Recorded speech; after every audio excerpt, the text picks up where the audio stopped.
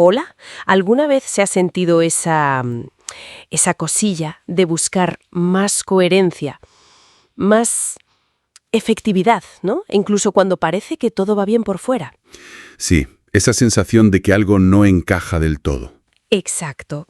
Hablamos de esas luchas con los hábitos, con organizar el día, la crianza a veces, o simplemente sentir que falta tiempo para todo. Es algo muy común, creo. Bastante universal, diría yo. Pues justo hoy queríamos explorar un poco algunos fragmentos de un texto llamado Paradigmas, Principios y Hábitos de Efectividad. La idea es ver por qué a veces, nuestros intentos de mejorar como que se quedan cortos. ¿Y dónde empezar para un cambio más de raíz, no? Eso es. El texto distingue mucho entre los arreglos superficiales, lo que llama la ética de la personalidad, y un cambio más profundo, basado en el carácter. Hay una cita de Emerson que usan que me impactó. Me gritas tan fuerte en los oídos que no puedo oír lo que me dices. Qué buena. Sugiere que lo que somos habla más alto que cualquier técnica que usemos. Exacto. ¿Y por dónde empezamos ese cambio más profundo según este material? Pues el punto de partida son nuestros paradigmas. Es la palabra clave al principio. Los paradigmas. Las gafas con las que vemos el mundo. Justo. Son nuestras gafas, nuestro mapa de la realidad, que no es la realidad en sí, ojo, sino nuestra interpretación. Y claro, a veces, el mapa está mal. O incompleto, ¿no? Exacto. Y para ilustrar esto, hay una anécdota genial en el texto, la del acorazado y el faro. ¿La conoces? Creo que me suena, pero recuérdamela. Vale. Imagina un buque de guerra enorme, un acorazado, en plena niebla. El capitán ve una luz y ordena por radio: «Oiga, desvíe su rumbo 15 grados para evitar chocar». Ajá. Y le responden: «Negativo, desvíen ustedes su rumbo 15 grados». Uf. El capitán, claro, se indigna. Le habla un acorazado. Y la respuesta final es demoledora: «Y nosotros somos un faro». Jo. ¡Qué potente! Te pone en tu sitio de golpe. Es darse cuenta de que tu percepción, tu mapa, no cambia la realidad física. Exacto. El faro es inamovible. Eres tú, el acorazado, quien tiene que cambiar el rumbo, ajustar el mapa, el paradigma. Me hace pensar en cuántas veces actuamos como el capitán, queriendo que el mundo o los demás se ajusten a nuestro mapa mental. Totalmente. Ese choque con una realidad que no cede es lo que a veces fuerza ese clic, ese cambio de paradigma. Te obliga a mirar hacia adentro. Vale, entiendo lo de los paradigmas como punto de partida. Pero claro, cambiar las gafas es una cosa y actuar distinto de forma constante es otra. Ujú. Ahí entran los hábitos, ¿verdad? Ahí entran. Y el texto los define de una forma muy, muy interesante. No es solo repetir algo mecánicamente. ¿Qué es entonces? Es la intersección de tres cosas. El conocimiento, saber qué hacer y por qué. Las capacidades, saber cómo hacerlo, la habilidad. Y el deseo, el querer hacerlo, la motivación real. Conocimiento, capacidades y deseo. Vale, tiene lógica. Si te falta una pata, la mesa cojea. Exacto. Puedes saber qué hacer y cómo, pero si no quieres. O puedes querer mucho, pero no saber cómo. El hábito real necesita las tres. Claro. Y esto se relaciona con lo que el texto llama el continuum de la madurez, ¿no? Como un camino a recorrer. Sí, es un modelo que describe cómo evolucionamos.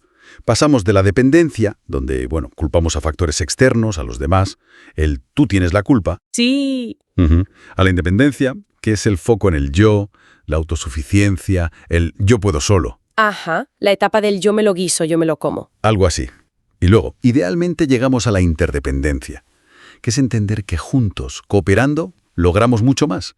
El nosotros podemos. Y los hábitos efectivos son como los escalones para subir por ese continuum. Eso es. Son las herramientas que nos permiten movernos de una etapa a otra de forma más sólida. Vale, tenemos paradigmas, las gafas, hábitos, las herramientas con sus tres patas.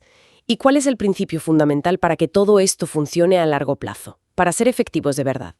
Aquí entra un concepto que a mí me parece crucial, el equilibrio PCP. PCP, producción y... Y capacidad de producción. El texto lo explica súper bien con la fábula de la gallina de los huevos de oro. Ah, claro. La conozco. Pues P es la producción, los resultados que quieres, los huevos de oro. Y CP es la capacidad de producción, o sea, la gallina misma, el recurso que te da los huevos. Vale, la moraleja es evidente. Si te ciega la avaricia y matas a la gallina para sacar todos los huevos de golpe, maximizas P a corto plazo, te quedas sin gallina y sin más huevos. Adiós, CP. Exacto. La efectividad real, La sostenible necesita cuidar las dos cosas. Producir, sí, pero también mantener y mejorar la capacidad de seguir produciendo. Es una ley natural, aplica a todo. Es verdad. Aplica a la salud. Si no cuidas tu cuerpo, CP, tu energía y rendimiento P bajan. O a las relaciones. Si no inviertes en confianza, CP, la colaboración P se resiente. O al aprendizaje. Si no dedicas tiempo a formarte, CP, tu capacidad de resolver problemas P se estanca. Es la trampa de no parar nunca, ¿no? De no afilar la sierra, como también se dice. Sacrificar la CP por la P inmediata. Justo. Y esto conecta directamente con otra idea importante. ¿Dónde ponemos el foco de nuestra energía? ¿Te refieres a lo del círculo de influencia y el de preocupación? Exactamente. El círculo de preocupación es todo lo que nos inquieta, pero sobre lo que tenemos poco o ningún control. La economía, las decisiones políticas, lo que hacen otros, Ya, donde gastamos mucha energía a veces. mucha.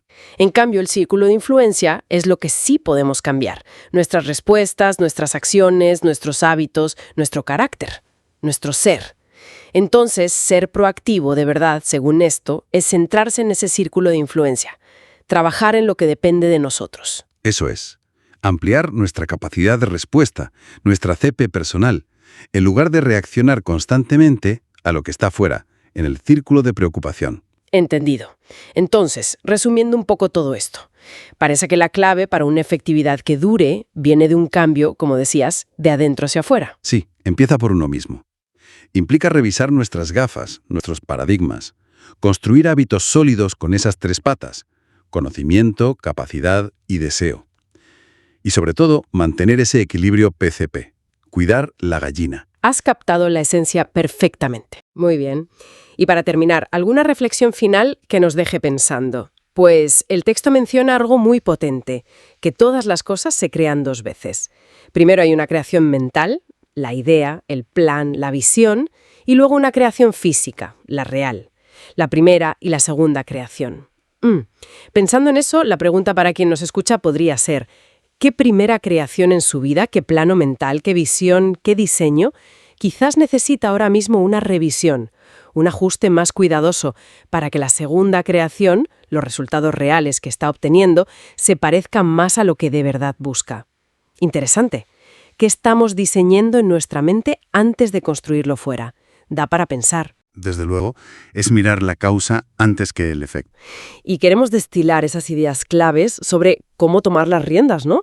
Cómo definir una dirección clara para uno mismo. Eso es. Hay una cita que me gusta mucho de Oliver Wendell Holmes que dice algo así como: no conozco ningún hecho más alentador que la incuestionable capacidad del hombre para dignificar su vida por medio del esfuerzo consciente. Es muy potente, sí. Refleja bien la idea de que tenemos agencia. Pues esa es un poco la meta hoy, ¿no? Desgranar la esencia de esos primeros hábitos que son cruciales. Así es. Y lo interesante es ver cómo estos conceptos, que a veces suenan un poco abstractos, pues cómo se traducen en acciones concretas del día a día. Claro. ¿Y por qué son tan vitales si buscamos un cambio que sea, digamos, significativo y que dure? Que no sea a flor de un día. Son como los cimientos. Entendido. Pues arranquemos, si te parece, con el primer hábito: ser proactivo. ¿Vale? La idea principal, según entiendo de las fuentes, es esta distinción entre, el círculo de preocupación, Sí. que son todas esas cosas que nos quitan energía pero sobre las que no tenemos control real, ¿verdad? Y luego está el círculo de influencia, Ahí está la clave. donde sí podemos actuar. Me parece fascinante cómo se subraya eso, que el poder está en reconocer cuánta energía malgastamos en lo primero Ujú. y cómo redirigir, aunque sea un poquito a lo segundo, puede tener un impacto enorme. Precisamente. Y el lenguaje que usamos, fíjate, nos delata totalmente. Es el lenguaje reactivo. El si tan solo. Exacto. Si tan solo mi jefe fuera diferente. Es que no puedo hacer nada. La culpa es de... Todo eso nos quita poder, porque pone la causa y el control fuera. Claro. En cambio, el lenguaje proactivo, pues, voy a ver qué opciones tengo. Puedo elegir cómo responder a esto. Buscaré la manera de... Te devuelve la iniciativa, ¿no? Te devuelve la agencia, sí. Las fuentes mencionan un ejemplo, que es muy bueno, con 2 ejecutivos y un presidente que era complicado. ¿Cómo se veía ahí la diferencia? Exacto. Pues uno de los ejecutivos se centraba totalmente en el círculo de preocupación. Todo eran quejas sobre el jefe, buscarle fallos, lamentarse con los compañeros. Pura reactividad. Pura energía reactiva que no cambiaba absolutamente nada. El otro, sin embargo, se centró en su círculo de influencia. ¿Qué hizo diferente? Pues en lugar de quejarse, analizó la situación.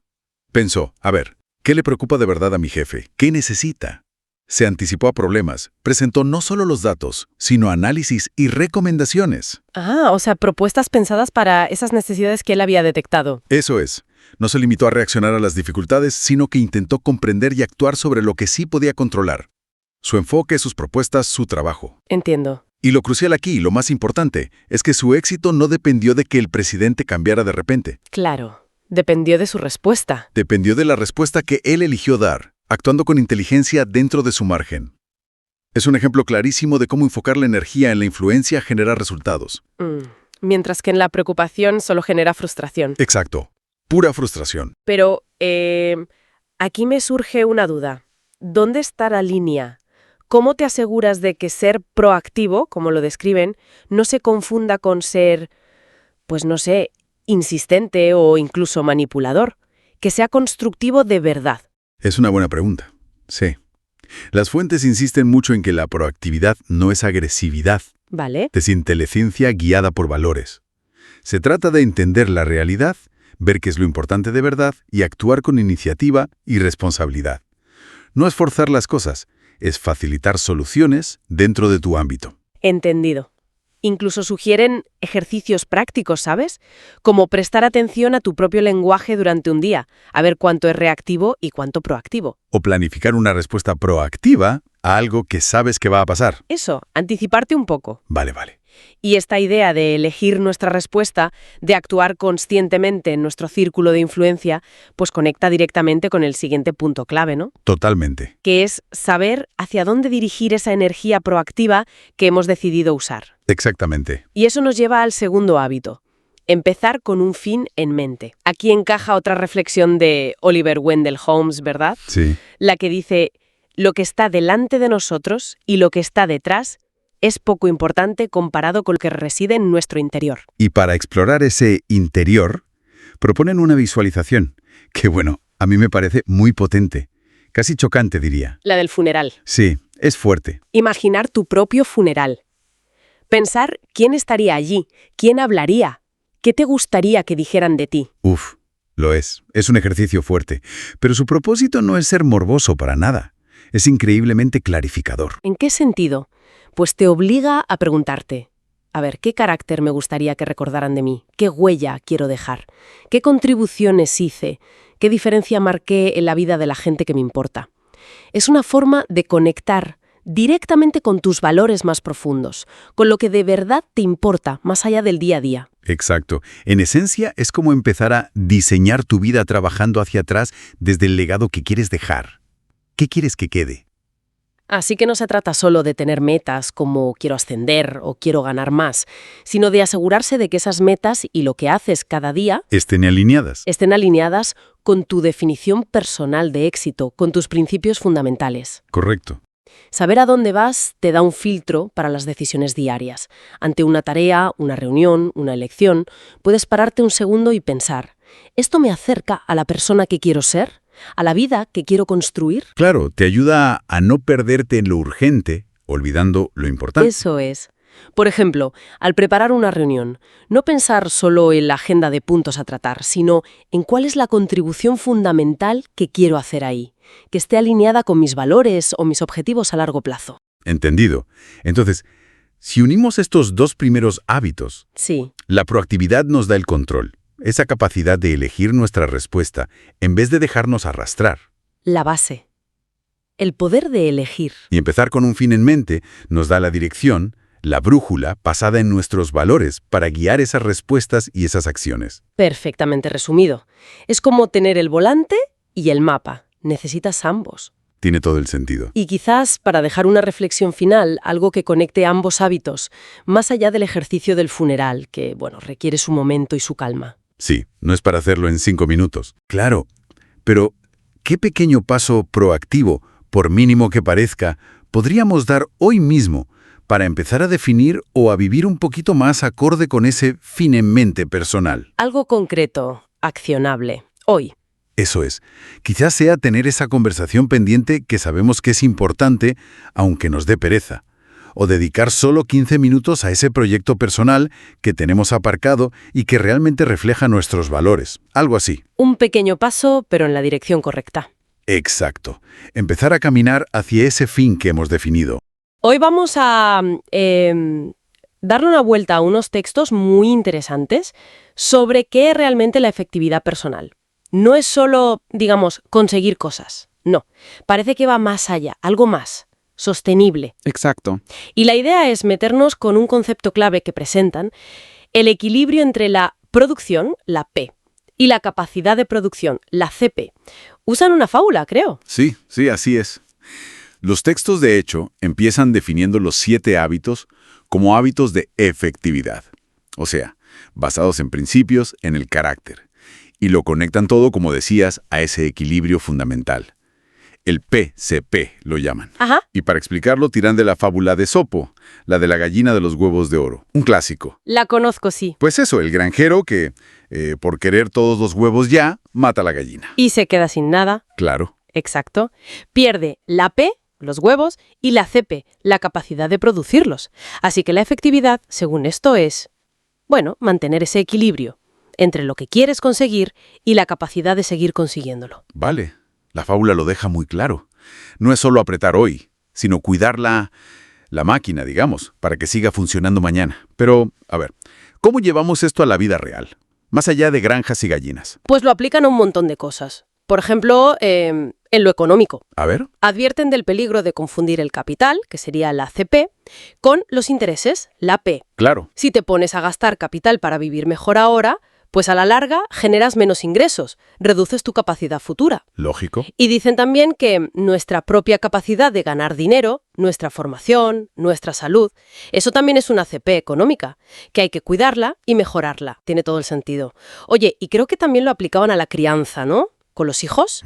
Eso me pareció interesante. Sí. Ahí contrasta mucho el buscar la obediencia inmediata del niño, que sería la P. Que haga caso ya. Eso. Con construir una relación de confianza, de responsabilidad a largo plazo. Esa sería la CP. Entiendo. Argumentan que si solo te centras en que obedezca ahora, en el resultado inmediato, puedes dañar la relación, la confianza, que es justo la CP que necesitas para influir positivamente más adelante, sobre todo, pues, en la adolescencia, por ejemplo. Claro. Es buscar el equilibrio. Que recoja la habitación, sí, eso es P, pero sin cargarte la relación o su sentido de la responsabilidad, la CP. Es que este equilibrio PCP parece que está en todas partes, ¿no? ¿Dan algún ejemplo más así rápido? Sí, mencionan un par más, aunque más de pasada. La salud personal, por ejemplo. Ajá. Si vas a tope todo el rato, mucha P, hasta que revientas, pues dañas tu salud, la CP. Ya. Y es insostenible. Cuidar la salud, CP, te permite seguir siendo productivo, P, a largo plazo. Vale. Y en la relación es igual.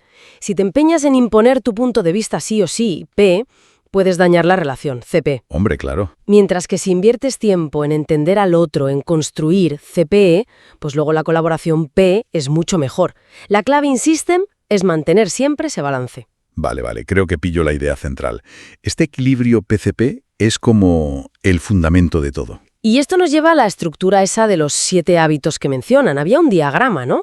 ¿Cómo organiza los hábitos? Exacta. Hay un diagrama que lo llama continuum de madurez. Es como un camino. Un camino. Sí, vas de la dependencia a la independencia y luego a la interdependencia.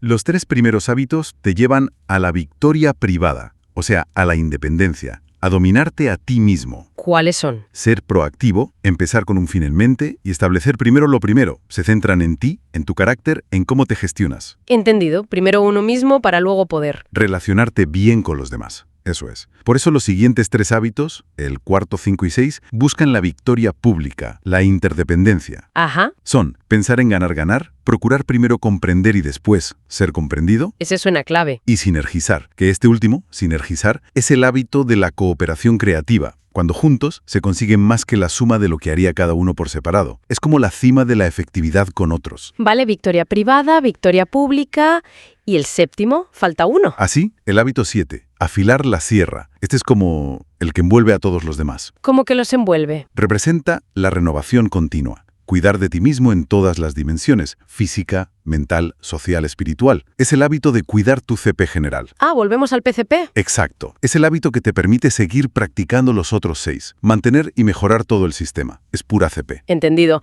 Entonces, resumiendo un poco lo que hemos sacado de estos textos, la idea potente es que la efectividad de verdad no es correr mucho hoy y quemarte, No. sino que es más como una maratón.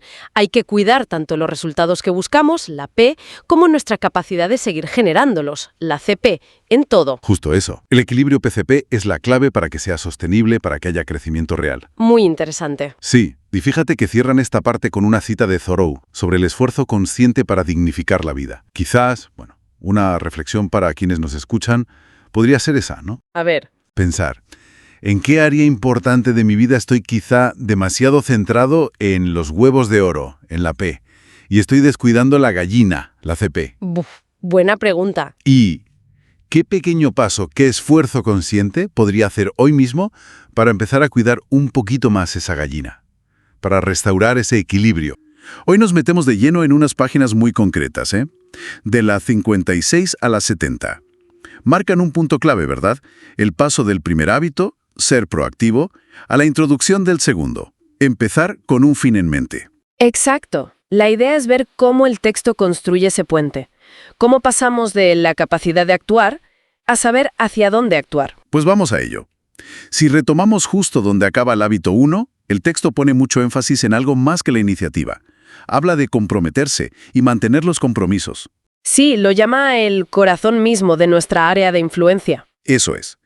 Pero, ¿por qué le da tanta importancia? ¿Qué significa eso en la práctica? Pues, significa que nuestra integridad, el cumplir lo que decimos que vamos a hacer, tanto a nosotros mismos como a otros, es como la medida real de nuestra proactividad. Vale, no es solo hacer cosas. No, es ser fiable. Es que sobre esa base, sobre esa confianza que generas, se construyen los demás hábitos. Además, sugiere algo muy práctico. Fijarnos en nuestro lenguaje. Ah, lo de evitar el lenguaje reactivo. Justo. Dejar de decir no puedo, tengo que, es que yo soy así. Empezar a cambiar eso ya es un paso para asumir esa responsabilidad interna. Entendido. La coherencia como pilar fundamental. Y desde ahí, desde esa responsabilidad, nos lanza al hábito 2. Empezar con un fin en mente. Y lo introduce con un ejercicio potente, diría yo. Sí, la verdad es que sí. La visualización del propio funeral. Suena un poco, fuerte. Un poco tétrico, quizás, de entrada. Puede ser, pero la intención es muy clara. Te pide imaginar quién estaría, qué te gustaría que dijeran de ti. No sobre tus logros materiales, sino sobre tu carácter, tus aportaciones. ¿Sobre qué tipo de persona fuiste, ¿no? En tus diferentes roles? Pareja, padre, madre, amigo, compañero. Exacto. Es una forma muy directa, casi radical, de conectar con nuestros valores más profundos. De preguntarte, al final de todo, ¿qué quiero haber sido? ¿Qué huella quiero dejar? Te obliga a definir tu propio éxito más allá de lo superficial. Y eso lleva a la idea central del hábito. Tener una clara comprensión del destino antes de empezar. Eso es. Saber a dónde vas para que cada paso cuente. Y aquí es donde mete esa distinción tan importante entre liderazgo y administración. Que a veces se confunden, ¿verdad? Totalmente. El texto cita a Drucker y Bennis y lo deja muy claro. La administración es hacer las cosas bien, eficiencia pura. Subir la escalera lo más rápido posible. Vale. Pero el liderazgo es hacer las cosas correctas, efectividad. O sea, asegurarse de que la escalera está apoyada en la pared correcta. Me gusta la metáfora de la selva que usa también. Es buenísima. Los administradores son los que van con el machete abriendo camino, trabajando duro. Eficientes a tope. Claro, pero el líder es el que se sube al árbol más alto, mira alrededor y grita: «Oye, que esta no es la selva que buscábamos». Jaja. Bueno, más vale darse cuenta a tiempo. Desde luego. Porque sin liderazgo, sin esa visión de si vas en la dirección correcta, toda la eficiencia del mundo no sirve para nada. O peor, te aleja más de tu objetivo. Entonces, este hábito nos llama a ser líderes de nuestra propia vida. A no solo gestionar el día a día, sino a definir el rumbo. Y esto, conecta con otra idea fuerte. La de reescribir el guión. Sí, es muy potente también. Plantea que a menudo no somos conscientes de que estamos siguiendo guiones. Guiones heredados, ¿te refieres? Exacto. De la familia, de la sociedad, de la cultura. Simplemente actuamos según patrones preestablecidos sin cuestionarlos. ¿Y la proactividad del hábito 1 sería? Sería la que nos da la autoconsciencia para darnos cuenta de esos guiones. Para decir, oye, ¿esto que hago es mío o me lo han programado? Vale, el primer paso es verlo. Y el hábito 2, empezar con un fin en mente, te da las herramientas, la visión, los valores, para poder reescribir ese guión. Para decir, no, yo quiero que mi vida vaya por aquí. Es asumir la autoría. Convertirte en el guionista de tu propia película, digamos. Justo. Un cambio de paradigma personal muy importante. Y para tener una guía clara en esa reescritura, el texto propone algo concreto. Crear un enunciado de la misión personal. Suena como muy formal, ¿no? Puede sonar así, pero en el fondo es algo muy íntimo. Es como tu constitución personal. Un documento donde plasmas quién quieres ser y qué quieres conseguir. Basado en esos valores profundos que descubriste con lo del funeral, imagino. Claro, es la expresión práctica de tu fin en mente. Y para ayudar a crearlo, el texto introduce el concepto de los centros de nuestra vida. Los centros, ¿a qué se refiere? Aquello que está en el núcleo de nuestra vida y que, de forma consciente o no, nos da seguridad, guía, sabiduría y poder.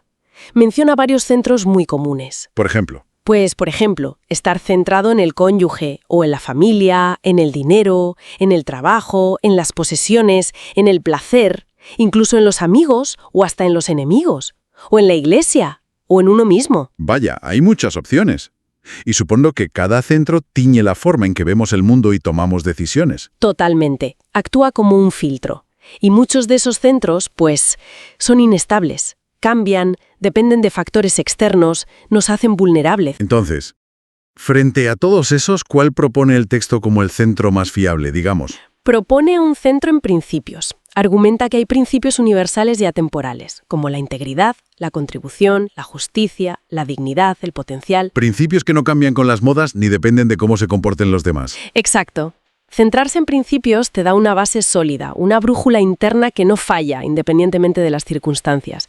Te permite poner todos los demás centros, familia, trabajo, etc., en perspectiva. Entiendo. No es que esos otros centros no importen, sino que los ves a través de la lente de los principios. Eso es. Te da una guía estable para tomar decisiones más sabias y coherentes a largo plazo, una visión más clara y objetiva de la realidad. Muy bien, pues recapitulando un poco, hemos viajado desde la base de la acción responsable, de cumplir compromisos, del final del hábito 1, a la necesidad crucial de definir nuestra dirección personal, hábito 2. Sí, de la proactividad a la visión. Y todo basado en valores profundos, en lo que de verdad importa para cada uno. No se trata solo de estar ocupados, sino de que esa ocupación tenga un sentido, un propósito que hayamos elegido nosotros. Correcto. La idea central que transmiten estas páginas es esa. La afectividad real, la de verdad, viene de alinear lo que hacemos cada día con esa visión clara de nuestro fin en mente. Si no, corremos el riesgo de ser muy eficientes. Pero subiendo por la escalera equivocada. Exacto. Mucho esfuerzo para nada. O para llegar a un sitio al que no queríamos ir. Queda claro. Y como reflexión final, ¿qué nos dejan estas páginas? Más allá de aspirar a tener ese centro en principios, que suena ideal, ¿qué pasaría si fuéramos realmente honestos e intentáramos identificar cuál es nuestro centro real ahora mismo? Buena pregunta. Cómo ese centro, quizás sin darnos ni cuenta, está ya dirigiendo nuestras decisiones diarias, nuestras reacciones, nuestras metas. ¿Qué descubriríamos ahí? Pues seguramente mucho. Daría para otra charla entera, ¿eh? Desde luego. Ahí lo dejamos para que cada uno le dé una vuelta. Hola. Hoy vamos a hacer un análisis bastante interesante sobre cómo encontrar nuestro rumbo, nuestro norte y también cómo gestionar mejor el día a día. Eso es. Nos vamos a basar en los 7 hábitos de la gente altamente efectiva, concretamente entre las páginas 71 y 90, más o menos. Sí, la idea es entender bien eso de definir un centro, una misión personal, y ver cómo conecta luego con administrar el tiempo, claro. Exacto. A ver, terminamos de ver el segundo hábito, el de empezar con un fin en mente, Ajá. y ya nos asomamos un poco al tercero, el de primero lo primero. Eso es. Se trata de, digamos, tener clara la brújula antes de echar a correr, ¿no? Tener esa guía interna, justo. Y el material nos dice, primero, párate a pensar. ¿Cuál es tu centro ahora mismo? ¿Qué te mueve? Claro, ¿es la familia? ¿Es el trabajo? ¿Quizás el dinero? ¿Las posesiones? Exacto. Y el punto es que identificarlo es importante porque, bueno, el texto sugiere que esos centros, aunque pueden ser válidos en parte, Sí. a veces son un poco inestables o nos hacen muy dependientes de cosas de fuera, ¿no? Claro, totalmente.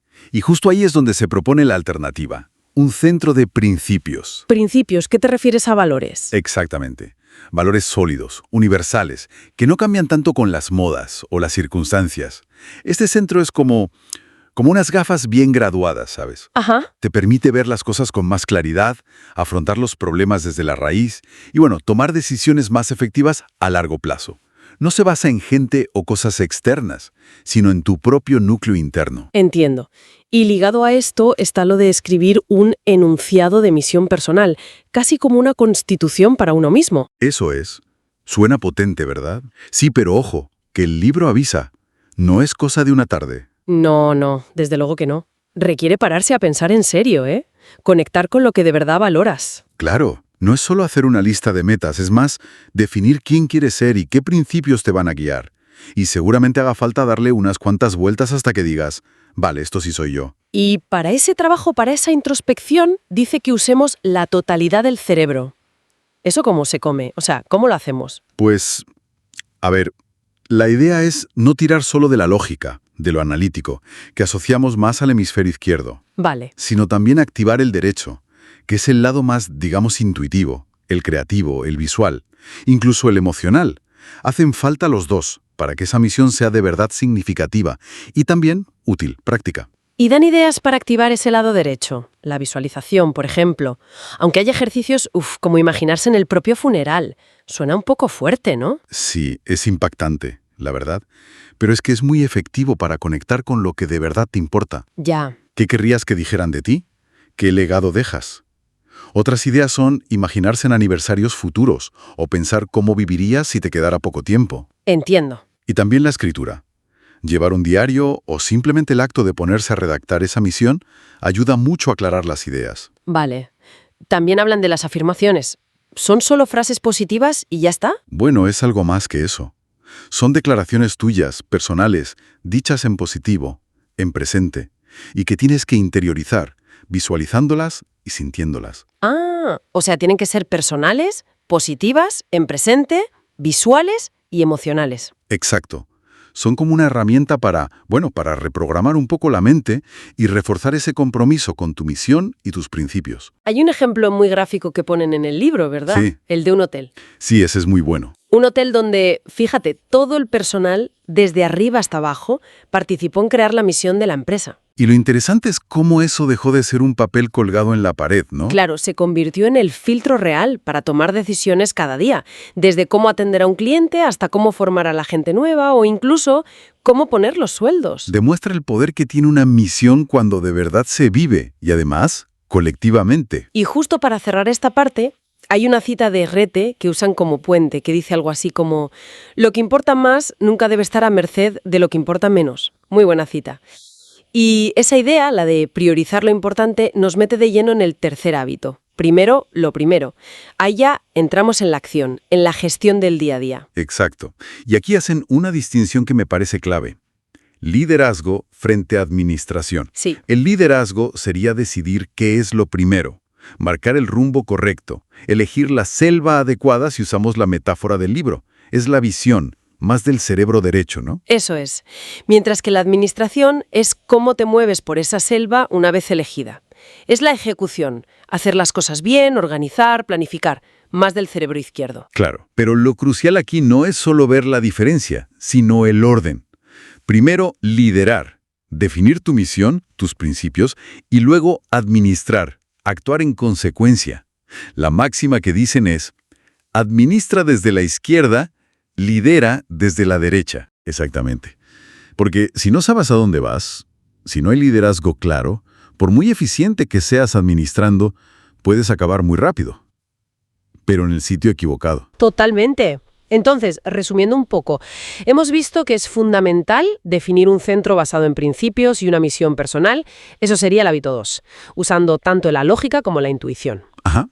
Y que eso es la base, el cimiento imprescindible para el hábito 3, la administración efectiva, empezando por saber diferenciar entre marcar el rumbo y gestionar el camino.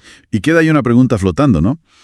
Si esa misión personal es nuestra brújula, nuestra constitución, ¿cómo nos aseguramos de que lo que hacemos cada día, nuestra administración, nos lleva de verdad hacia allá? Buena pregunta. O sea, ¿estamos invirtiendo el tiempo y la energía en aquello que nosotros mismos hemos dicho que es lo más importante? ¿O nos dejamos llevar por la corriente? Ahí queda eso para reflexionar. Bienvenida, bienvenido a esta exploración sobre cómo administrar nuestro tiempo de forma efectiva. Hola, un tema crucial, sin duda. Hoy nos metemos de lleno con el tercer hábito de Stephen Covey.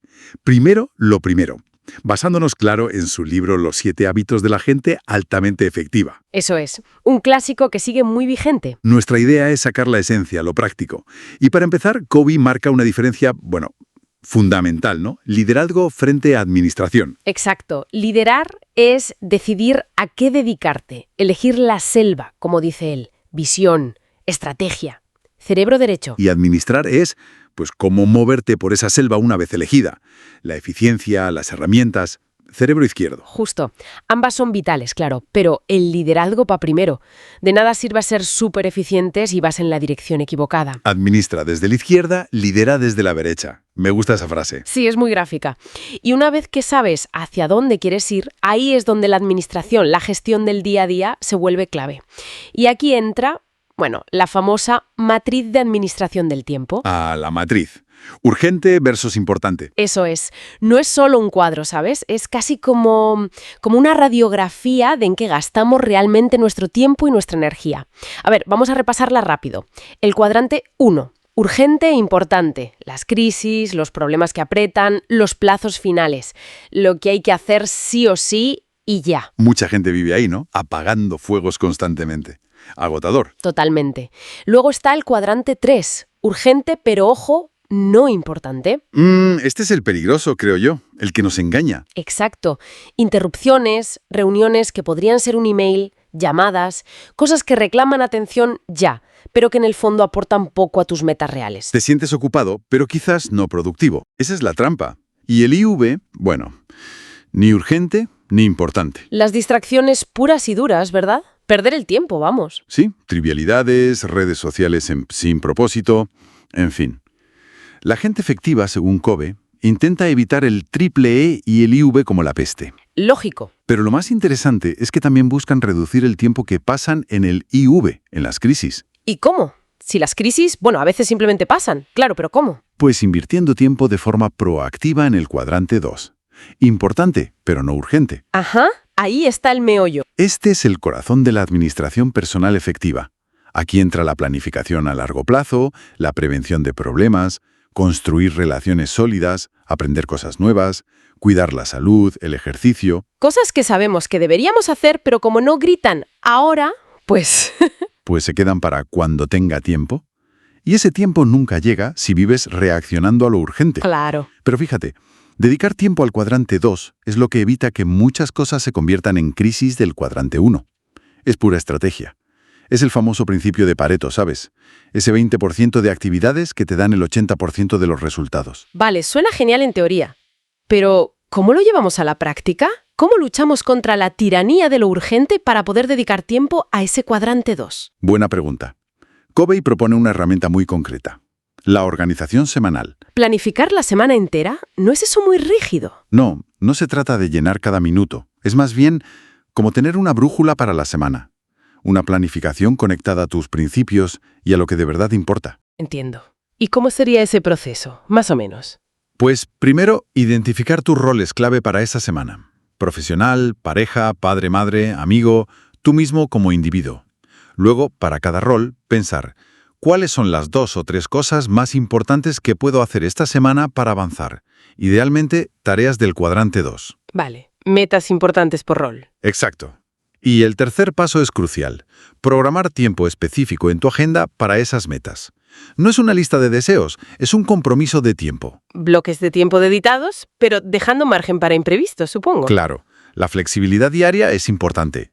La semana te da la perspectiva, el foco en lo importante. El día a día es para ejecutar y ajustar si hace falta. Es pasar de reaccionar a ser arquitecto de tu tiempo. Tiene sentido. Planificación semanal, centrada en lo importante, en el cuadrante 2. Pero, oye, a veces, aunque planifiques, sientes que no llegas a todo, porque intentas abarcar demasiado tú sola. Ahí entra otro concepto clave que menciona Covey, la delegación. Delegar. Suena fácil, pero a veces cuesta. O sale mal. Claro, porque hay formas y formas de delegar. Él distingue entre la delegación en recaderos y la delegación en encargados. Recaderos. Suena un poco despectivo. Bueno, se refiere a cuando dices exactamente qué hacer y cómo hacerlo. Es microgestión, supervisión constante, agota a todos. Ya veo. ¿Y la de encargados? Esa es la potente. Se enfoca en los resultados que quieres conseguir, no en los métodos exactos. Das autonomía y responsabilidad a la otra persona. Pero eso requiere confianza y claridad, ¿no? Mucha claridad. Requiere un acuerdo previo muy bien definido sobre 5 puntos clave. A ver, ¿cuáles son? Resultados deseados. ¿Qué es exactamente el éxito? ¿Cómo se mide? Segundo, directrices. Límites, reglas del juego, valores que no se pueden cruzar. Tercero, recursos. ¿Qué ayuda tiene disponible la persona? Vale. Rendición de cuentas. ¿Cómo y cuándo se va a revisar el progreso? Y quinto, consecuencias. ¿Qué pasa si se logran los resultados? Reconocimiento más responsabilidad. ¿Y qué pasa si no? Definir todo eso lleva tiempo al principio, ¿no? Tiempo que quizás no tenemos si estamos, pues eso, apagando fuegos. Es la paradoja clásica. Sí, requiere una inversión inicial de tiempo y esfuerzo mental para definirlo bien y comunicarlo. Pero piensa en el tiempo y la energía que te libera a medio y largo plazo. Claro, es una inversión. Exacto. Te permite a ti centrarte en tareas de más alto nivel, más cuadrante 2, y además empodera a la otra persona. Le ayuda a crecer. Dejas de ser tú haciendo todo y pasas a multiplicar tu impacto a través de otros. Entonces, si tuviéramos que resumir la esencia de primero lo primero, diríamos que es un cambio de chip, ¿no? Totalmente. Un cambio de paradigma. Dejar de ser reactivos a lo urgente para ser proactivos con lo importante. ¿Y las herramientas clave serían esa planificación semanal con foco en el cuadrante 2? Totalmente. Y aprender a delegar de forma inteligente, en encargados, basándose en resultados. Implica tomar las riendas de nuestro tiempo, alinearlo con lo que de verdad valoramos, en lugar de dejarnos llevar por la corriente. Eso es. Es construir la vida y los resultados que queremos semana a semana de forma consciente. Tomar control. Pues nos dejas pensando. Quizá la pregunta para reflexionar sería: ¿qué actividad importante, pero no urgente, de ese cuadrante 2 llevamos tiempo posponiendo? Esa que sabemos que si la hiciéramos de forma constante, marcaría una diferencia real. Buena pregunta. ¿Y cuál sería el primer paso, por pequeño que fuese, para empezar a integrarla? Quizá esta misma semana. A veces no es falta de tiempo, sino de decisión. Ahí queda eso. Mucho en qué pensar y, sobre todo, qué aplicar. Nos metemos de lleno en ese salto, ¿no? De la efectividad de uno mismo a conseguir cosas importantes con otra gente. Lo que el libro llama la victoria pública. Exacto. Y los textos que tenemos aquí hablan mucho de interdependencia. Ajá. Pero no como algo que te toca, sino como una elección, ¿no? Para lograr más juntos. Pero, a ver, ¿cómo se hace eso? ¿Por qué no vale con ser un crack tú solo? Esa es justo la clave, yo creo. Los materiales insisten mucho en que, para objetivos donde dependemos unos de otros, los enfoques de yo gano y punto no funcionan. Claro. La única vía que se sostiene a largo plazo es buscar fines ganar-ganar. Y ojo, usando también medios ganar-ganar. Vamos a ver por qué otras formas de pensar que son súper comunes, pues fallan aquí. Se critica bastante, por ejemplo, el paradigma gano-pierdes. Que, a ver, en una competición pura, pues tiene su lógica, ¿no? Si yo gano, tú pierdes. Pero en relaciones que continúan, ¿por qué dicen que es tan malo? Pues porque es una visión muy corta de miras. Las fuentes lo argumentan muy bien. Casi siempre el gano-pierdes se acaba convirtiendo en pierdo-pierdes. Ah, sí. Sí, porque te cargas la confianza, dañas la relación. Piensa, en una negociación donde aprietas tanto que ganas hoy. Ya. Pero igual has perdido a ese cliente o a ese socio para siempre. Se minusvalora el valor de la relación a futuro. Entendido. Y luego está el otro extremo, ¿no? El pierdo-ganas. Eso de querer agradar siempre, evitar el conflicto. Suena como muy buena gente, pero las fuentes avisan de algo. Sí, del resentimiento. Es que ceder siempre en lo que es importante para ti genera una carga. Claro, te vas quemando por dentro. Exacto. Y eso acaba saliendo o te mina. Y curiosamente también suele llevar al pierdo-pierdes, porque la persona que siempre cede o se agota, o se desmotiva, o busca compensar por otro lado. No es estable, vamos. O sea que si gano pierdes y pierdo ganas acaban llevando a pierdo pierdes. La única alternativa real para la interdependencia es el ganar-ganar. Buscar que todos sientan que salen beneficiados. Precisamente. Pero ojo, que no es solo ser majo y ya está, ¿eh? Ah, no es solo la táctica. No. Necesita una base sólida. Piden carácter, integridad, principios claros y una relación basada en la confianza mutua. Y aquí meten un concepto que me parece crucial, la madurez. Madurez. ¿En plan edad? No de edad. Es un equilibrio. El equilibrio entre el coraje, o sea, la valentía para defender lo tuyo, tus necesidades, tus ideas, y el respeto, que es valorar las necesidades y las ideas del otro. Coraje y respeto. Sí. Citan a un tal Harald Saxenian, que lo define como la capacidad para expresar los propios sentimientos y convicciones combinada con el respeto por los pensamientos y sentimientos de los demás. Sin ese balance, dicen, el ganar-ganar es muy difícil de lograr de verdad. Vale, suena potente, pero un poco abstracto quizá. ¿Cómo se lleva eso a la práctica? Por ejemplo, no sé, al delegar algo o al empezar un proyecto juntos. Ahí es donde entran los acuerdos ganar-ganar. Son como una herramienta para concretar esto, sobre todo al delegar. Tienen 5 puntos clave. Primero, resultados deseados. O sea, definir bien el qué final, no tanto el cómo milimétrico. Vale, el objetivo. Eso. Segundo, directrices. Los límites, las normas importantes, los principios que no se pueden saltar. Tercero, recursos. ¿Qué tienes disponible? Gente, dinero, tiempo, apoyo. Ok. Cuarto, rendición de cuentas. ¿Cómo vamos a saber si lo hemos hecho bien? ¿Cómo se mide? Y quinto, consecuencias. ¿Qué pasa, bueno o malo, si se logran o no esos resultados? Entiendo. ¿Y cómo ayuda a tener esos 5 puntos claros? ¿Ponen algún ejemplo? Sí, hay un caso muy bueno de un banco que cambió su forma de hacer la formación interna. Ah, mira. Pasaron de dar instrucciones súper detalladas que frustraban a la gente y la hacían dependiente a usar estos 5 puntos con los responsables de formación. ¿Y cómo fue? Pues, por ejemplo, el resultado era formadores buenos y gente formada contenta. Las directrices incluían el presupuesto y los valores del banco. Los recursos, pues materiales y cierto apoyo. La rendición de cuentas serán las evaluaciones postformación.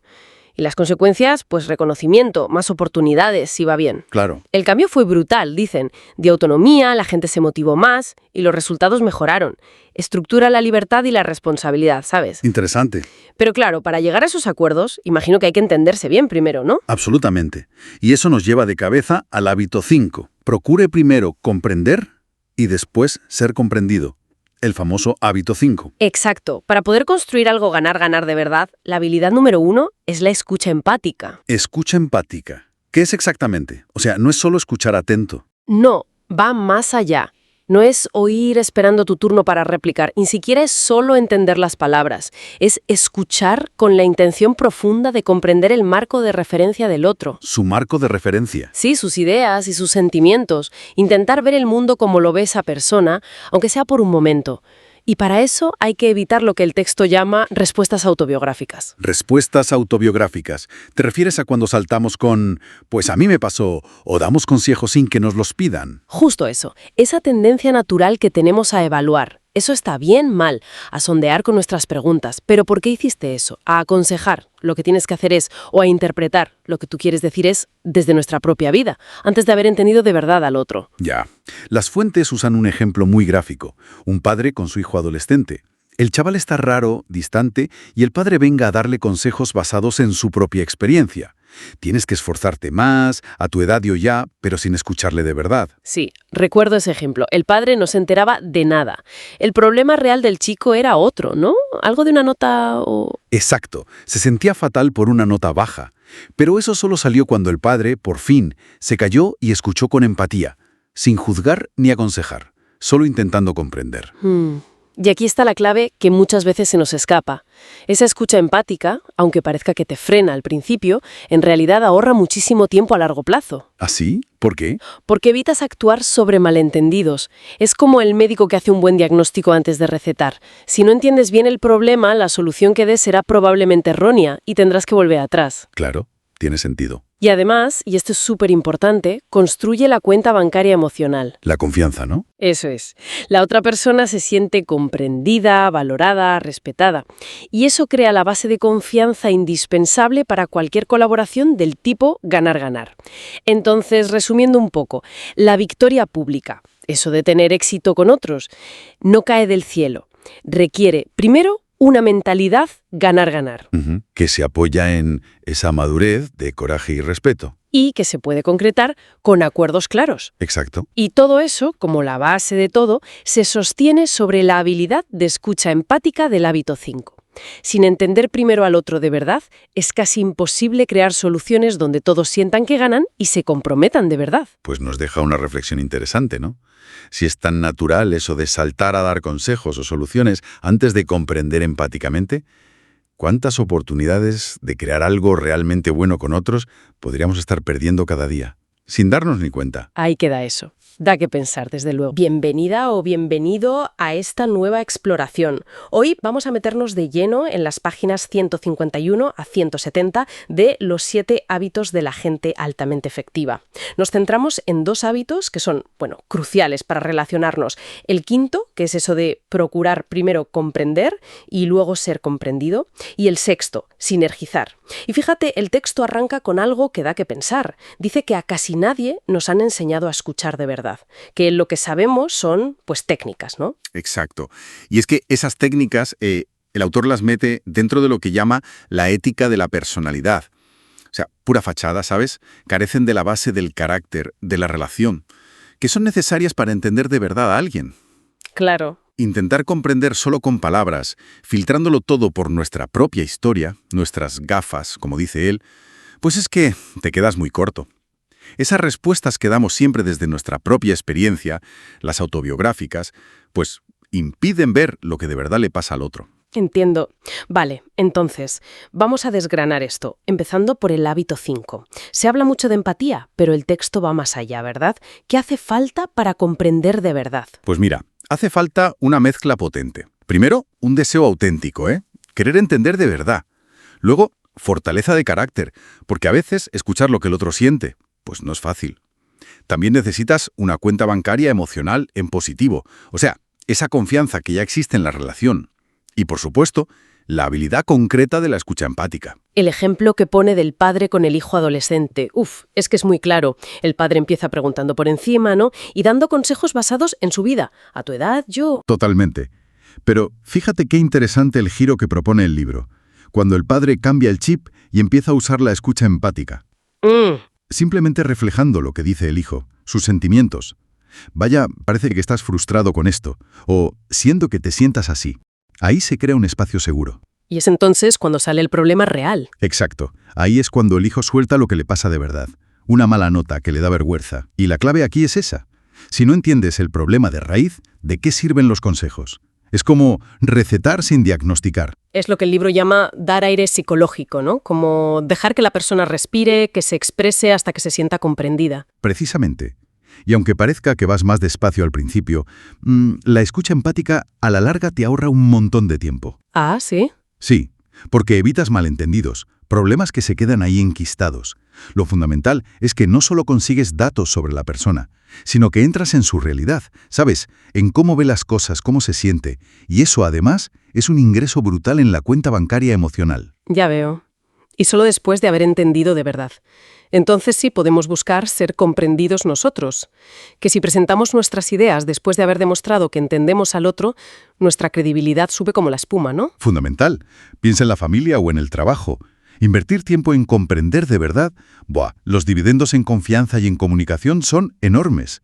Muchos conflictos es que ni llegan a nacer. Lo que nos lleva, casi sin darnos cuenta, al hábito 6. Sinergizar. El libro lo pone como la guinda del pastel de los hábitos anteriores, ¿verdad? ¿Qué significa exactamente sinergizar? Pues significa cooperación creativa. Buscar juntos una solución que sea mejor que la que cada uno tenía por separado. Una tercera alternativa la llama. Ah, no es solo llegar a un acuerdo intermedio. No es un simple compromiso donde cada uno cede un poco. Es crear algo nuevo, superior. Que el resultado conjunto sea mayor que la suma de las partes. Eso es sinergia. Suena estimulante.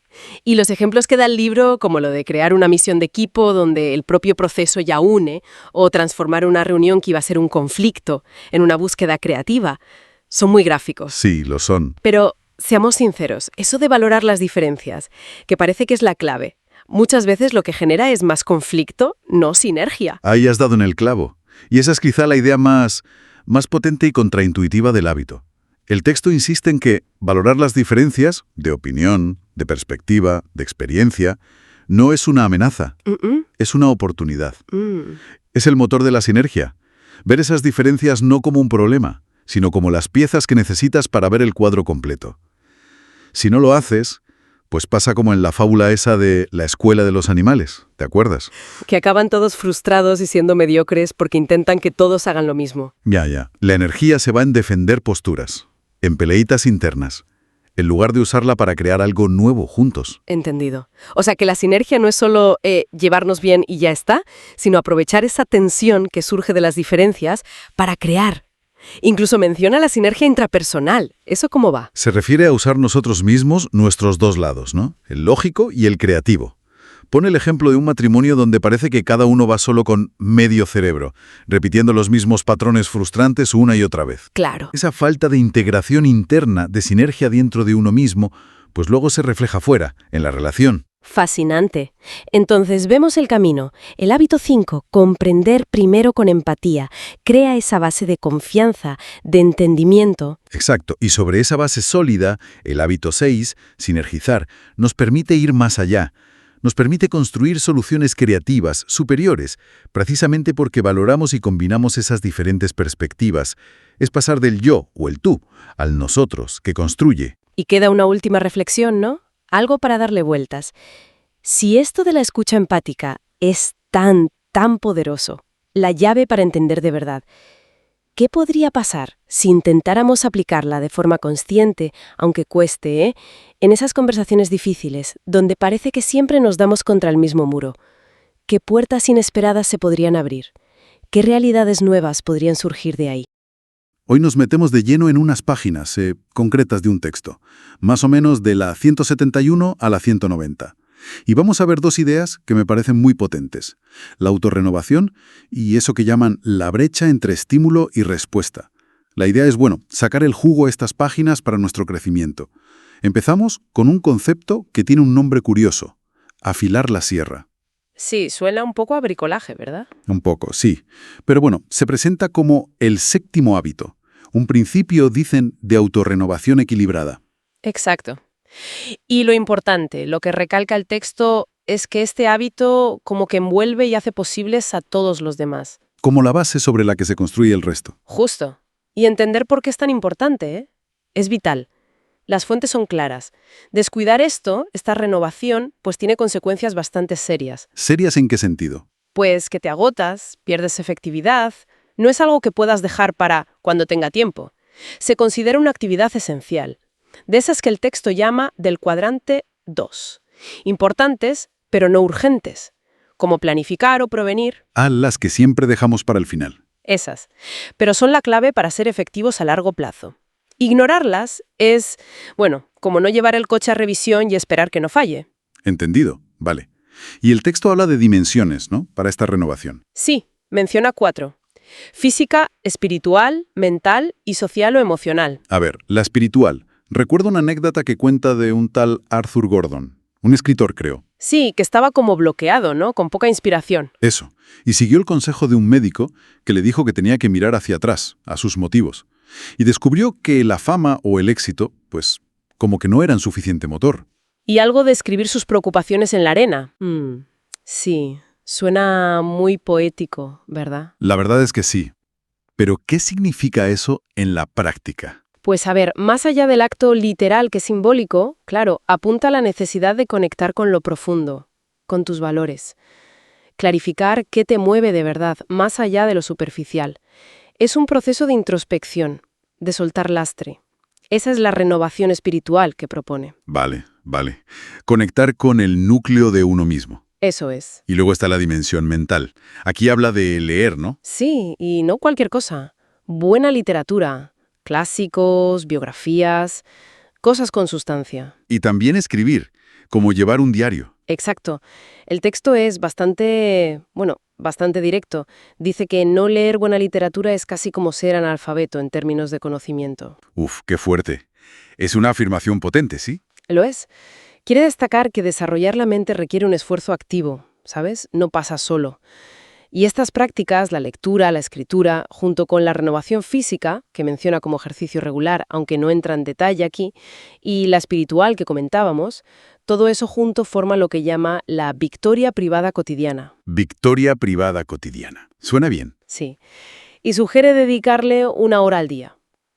más o menos. 1 hora.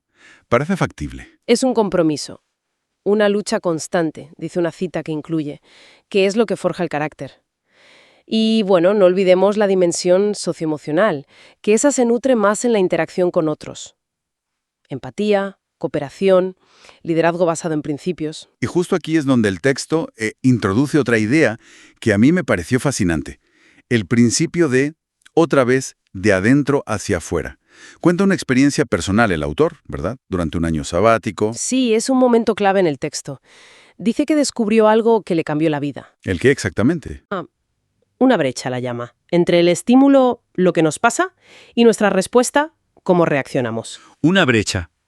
Un espacio de tiempo. No solo de tiempo, es un espacio de libertad. Ahí, en esa brecha, dice la fuente, reside nuestra capacidad de elegir, de crecer, nuestra felicidad incluso. Es la diferencia entre reaccionar en automático, como una máquina, Cosa que hacemos mucho. muchísimo, o elegir conscientemente nuestra respuesta, basándonos en nuestros valores. Es ahí donde somos realmente proactivos. Y lo ilustra con la comunicación con su esposa, ¿no? Durante ese año. Sí, cuenta cómo dedicaban horas a hablar, incluso de temas difíciles. Recuerdo el ejemplo de cómo ella llegó a entender por qué a él le preocupaba tanto el dinero. Exacto, al conectar con la historia de su padre. Lograron una comprensión y una sinergia muy profundas. Y dice que mantuvieron esa costumbre, ¿no? De salir a pasear para hablar de cómo se sentían. Es un ejemplo perfecto de cómo usar esa brecha. En lugar de discutir o reaccionar mal, pararse, escuchar, intentar comprender, elegir una respuesta constructiva. Es aplicar esa libertad interior a las relaciones. Y el texto no se queda solo en la historia, ¿eh? Da pasos concretos. ¿Ah, sí? ¿Qué sugiere hacer? Pues propone algo muy práctico. Ponerse metas semanales para renovarse en cada dimensión: física, espiritual, mental y social-emocional. Y muy importante, comprometerse a evaluar cómo vas, a ver si lo estás cumpliendo. O sea, ser sistemático con tu propio mantenimiento. Exacto. Es una llamada a la acción deliberada, a no esperar estar fundido para ponerte las pilas. Entonces, si tuviéramos que resumir las ideas clave de estas páginas, por un lado, la importancia vital de afilar la sierra. Invertir tiempo sí o sí en renovarnos en todas las áreas. No es un extra, es la base. Fundamental. Y por otro lado, esta idea tan reveladora de la brecha entre estímulo y respuesta. Ese pequeño espacio donde está nuestra libertad de elegir y, por tanto, bueno, nuestro poder para crecer y mejorar cómo nos relacionamos. Has captado la esencia perfectamente. Y esto, claro, nos deja pensando. Si aceptamos que esa brecha existe, ese espacio para elegir, quizá podríamos darle una vuelta a esto. ¿En qué pequeña situación del día a día, una de esas en las que solemos saltar en automático, podríamos intentar pararnos esta semana? Pararnos y conscientemente elegir una respuesta distinta, aunque sea algo pequeño. Interesante pregunta para llevarse. Sí, algo en lo que pensar más allá de esta charla. Bienvenida o bienvenido a esta exploración. Hoy nos metemos, con las ideas ya finales y las herramientas más prácticas de estos textos sobre hábitos, sobre efectividad. Sí. Son fragmentos que van, desde la conclusión sobre la renovación hasta los apéndices. Más o menos páginas 191 a 204. Vale. Y la misión, pues, sacar la esencia, ¿no?, de cómo pasar de la teoría a la acción. A ver si logramos un cambio de perspectiva útil. Suena bien. A ver qué encontramos. Hay una cita de Emerson que recogen que me parece un buen sitio para empezar. Decía algo así como: aquello que hacemos con persistencia se vuelve más fácil. Ajá. No porque la tarea cambie, sino porque nuestra capacidad para hacerla aumenta. Me gusta esa idea. La capacidad. Exacto. Vamos a ver cómo se supone que se cultiva esa capacidad según esto. Venga. Pues mira, la conclusión de la parte principal del texto insiste mucho en algo que, a veces se nos olvida al hablar de efectividad, lo vital que es cuidar las relaciones. Fundamental. Totalmente. Dice que sí se puede volver al hogar, pero claro, entendiendo hogar como una relación que has cuidado, ¿no? Claro, no un sitio físico necesariamente. Eso. Y pone un ejemplo, muy emotivo la verdad, una madre casi nonagenaria que escribe cartas a sus nietos, para reforzar esa conexión. Qué bonito. Lo llama un depósito clave en la cuenta bancaria emocional entre generaciones. Sí, y eso, subraya perfectamente que la efectividad no es solo cosa tuya individual. Claro. Se apoya, pero muchísimo, en cómo están tus conexiones, en esa renovación social emocional. La metáfora esa de la cuenta bancaria emocional es potente. Sí, lo es. Se refiere a la confianza que generas, la seguridad de ese saldo positivo, digamos, que construyes con detalles. Comprender, ser leal, pedir perdón, pequeños gestos que suman. Exacto. Gestos que suman. Y vivir según principios correctos, que incluye cuidar las relaciones, pues eso te da poder real, un poder diferente. Y esa idea de principios nos lleva de cabeza al apéndice A, que tiene una perspectiva súper interesante. Sí, la de los centros. Eso, Cómo aquello que pones en el centro de tu vida, puede ser tu pareja, el dinero, el trabajo, los propios principios, actúa como unas gafas. ¿verdad? Totalmente. Como un filtro. Un filtro que te colorea cómo ves todo lo demás. Es potente. Muy potente. Y es una herramienta de autoconciencia brutal, ¿eh? El texto te invita a probarte mentalmente esas gafas de cada centro. ¿Cómo sería eso? Pues, por ejemplo, si tu centro es el dinero, a lo mejor ves a tu pareja como, no sé, un activo social o económico, o una carga, vete a saber. Ostras. Pero si tu centro son principios como la integridad o la contribución, pues el dinero es un medio, no un fin. Y el trabajo una forma de desarrollarte. La tabla que viene es muy clara, sí. Es reveladora. Identificar tu centro real y ver qué implica puede ser incómodo, ¿eh? Ojo. Me imagino. Pero es el primer paso si quieres cambiar de perspectiva de verdad. Claro. Porque te das cuenta de cómo ese centro puede estar sesgando tus decisiones sin que te enteres. Exacto, sin darte cuenta. Y esto tiene aplicaciones súper prácticas, que es donde entra el apéndice B, ¿no? Con el ejemplo del día a día de un director de marketing. Justo. Nos pinta un cuadro muy típico, vamos. Una lista de tareas, reuniones urgentes, informes para ayer, llamadas que no pueden esperar. El clásico cuadrante 1, lo importante y urgente, el fuego. Ese es. La gestión del tiempo más tradicional se centra ahí, en apagar esos fuegos. Pero, ¿qué pasa con lo importante que no es urgente? ¿El famoso cuadrante 2? La planificación a largo plazo. La formación del equipo, construir relaciones con clientes clave, anticipar problemas. Eso se queda para cuando haya tiempo. Que suele ser nunca. Ahí está el quid de la cuestión. Y ahí es donde el texto dice, cambio de mentalidad, no. Pasar de reaccionar a ser proactivo.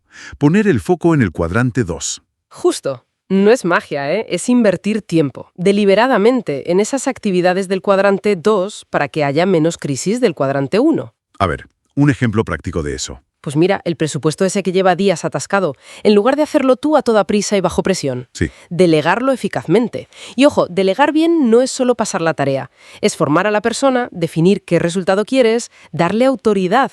Entiendo, es más complejo. Claro. O la bandeja de entrada que está a reventar. Pues adiestrar a un asistente para que filtre, gestione, construyendo confianza, claro. Vale.